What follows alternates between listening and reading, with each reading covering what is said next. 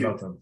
Great things, and the amount of versatility and durability you have in their system, and just the amount of things you can pull into that system and pull out of that system. And the cohesive aspect. I mean, you look at trying to tying departments together so everybody's on the same page, especially with a rehab setting. So it's easy for me and the physiotherapist and the ATC or like the head strength coach or whoever it is to know like what I have planned on my end for Johnny, what his benchmarks on whatever a full can, half can, external rotation, internal rotation of the shoulder, how much time or attention do we do, how much force did he produce at X load, how is he what are his monitoring progressions, right? Is he holding strength? Is he retaining RFD? Is he regressing? Is he progressing? All these different pieces, and you can tie all that in together. And then they've done it, and it was built and set up by real world people and coaches and practitioners that are in our setting, so they get the functionality and how versatile and how quickly transferable it has to be within a singular session. But to be on those two, I've also been a big fan of like G Strength and the versatility that Sergio and G Strength that's done good work. They've done good work. Obviously GPS is there. Those are like my big pieces I've consistently used and I'm consistently a big fan of.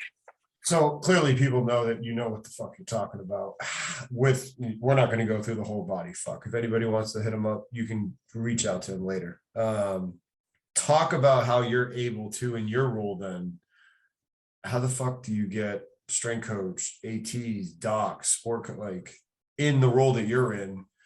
How do you do it? And what do you recommend everybody listening right now? Honestly, it's time. That's probably the biggest thing I can say is you hope and pray and you hold on to the roller coaster handles. You're in the right place, right time with good people. That's a big piece. And I don't say that negatively, but there are places where that's an issue where, preconceived notions and preconceived mindsets and predetermined mindsets of how people view things and see things don't help. But I think that's could be the first bridge you need to cross in this area. Is like, is there a alignment, at least philosophically, or alignment in the fact that you're with good people that are open-minded? They may not have to have the answers or the same thoughts, but they're open-minded at minimum with good intentions to other thoughts, right? And nobody's consistently trying to be condescending or talking down, because I can't ever replace an orthopedic surgeon. I'm never going to pretend to be a physiotherapist and put a kid on a table and do what they do. Same way that where I've been other places where I work with physiotherapists or PTs or ATCs, and they try to hold on to kids too long. And then I'm having them watch a kid who's 5 months into an ACL, and I haven't seen him yet outside of doing upper body, but they're bringing him in and he's doing snatches and he's jerking and he's doing high range trap bar, high handle trap bar deadlifts. And like, well, they need to be able to do this before I give them to you. Okay. But there's a cohesion, but there's also a separation. There's also a separation of ability, right? There's it's like I was alluding to, is there's certain things I can't do. I can't ever pretend to do them, and I need to respect and learn from their areas and how can it affect mine. I think that's the biggest piece. And then the second biggest piece for me too is as much of a people person I tend not to be. It's good to spend time talking and communicating and learning, and even if it's just voicing concerns or issues or ideas or bouncing ideas, even if they may not have one you like, but at least giving everybody a voice at the table in every situation. So there's, again, some form of alignment. I think those are the two biggest pieces. And then three, I think the other piece is for me, it's being open to criticism in these other areas, or open to ideas and letting the other departments be voices and opinions be heard in your area too, and let them feel validated. Because 9 times out of 10, if you're in my role, unless you're a certified ATC, certified physiotherapist, or you have some form of an actual state board or federal medical certification, you're more than likely not going to be the end stage thumbs up, the green light a kid back into whatever they're going to. So you need to be really good at communicating what should happen, what needs to happen, what is happening within your realm, and then consolidating and collating all the others area, consolidating all your stuff into manageable bite-sized pieces for the other departments, and not make them feel like they don't know what the hell they're talking about, like what the hell they're talking about or hearing, and not making them feel stupid, but as well as collating all their information and understand what they're talking about too. So being able to at least minimum loosely understand general time healing timelines, general terminology on their end, uh, what is Graston, what is how are strains and sprains and ligament, bone, and tendon injuries graded. So even now today for me, it's I can go in and talk to our docs here or our ATC or physiotherapist, and if Johnny Shortfoot gets an MRI, within by the end of the day, if they haven't come and told me already, I can go sit in their office and we'll sit there and we'll read through an MRI report together, and we can flip through and scroll through and look through all that. And now it's learning, and now you're learning the other side of it, and now there's a mutual level of understanding.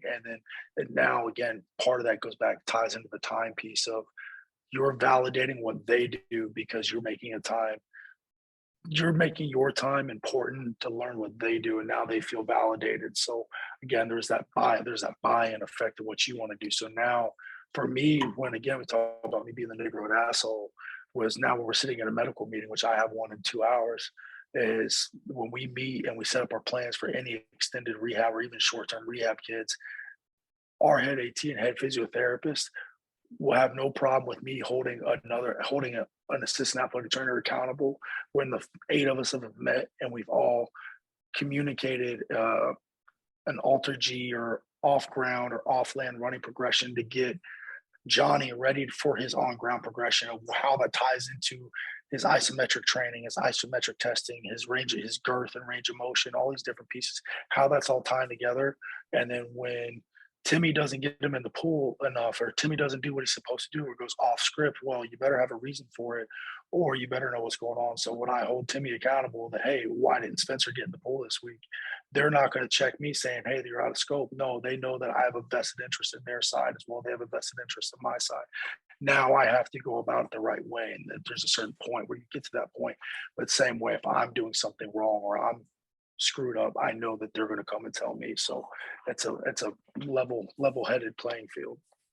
Speaking of relationships and level-headed playing field, one thing that anybody that follows you on social media is it seems like you have a great relationship with your athletes, and you post often of the guys you currently work with and how proud you are, and then even guys that you've used to work with. Talk about that. Talk about the relationships that you have with the guys and that you've built, and how you go about doing that for any of our listeners that might be struggling with their ability to connect. You know, in my setting with most of the guys I work with, I would say 9.5 times out of 10, I'm probably going to be closest with my rehab guys than damn near anybody in the building I work with, because I'm going to probably spend more time with them than I spend with the other strength coaches, medical staff, position coaches, other guys on the team, depending on how much I'm doing with the team.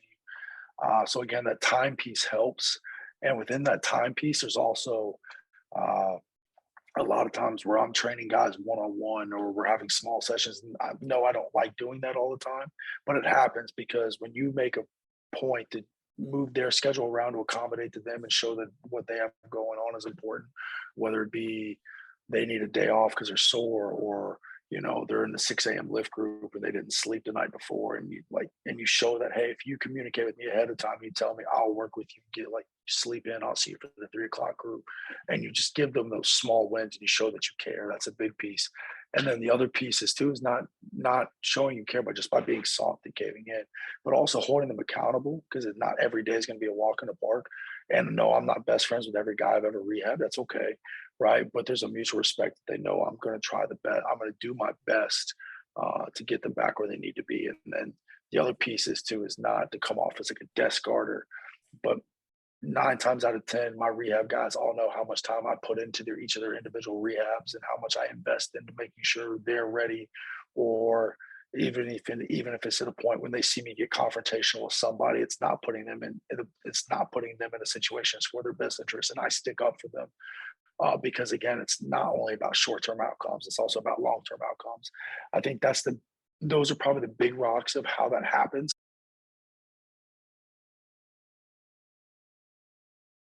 Congratulations on making it to the end of the video. Why don't you celebrate by watching more videos just like it? You can also help us on our quest to placate the algorithm gods by liking, sharing, subscribing, and commenting. Thank you.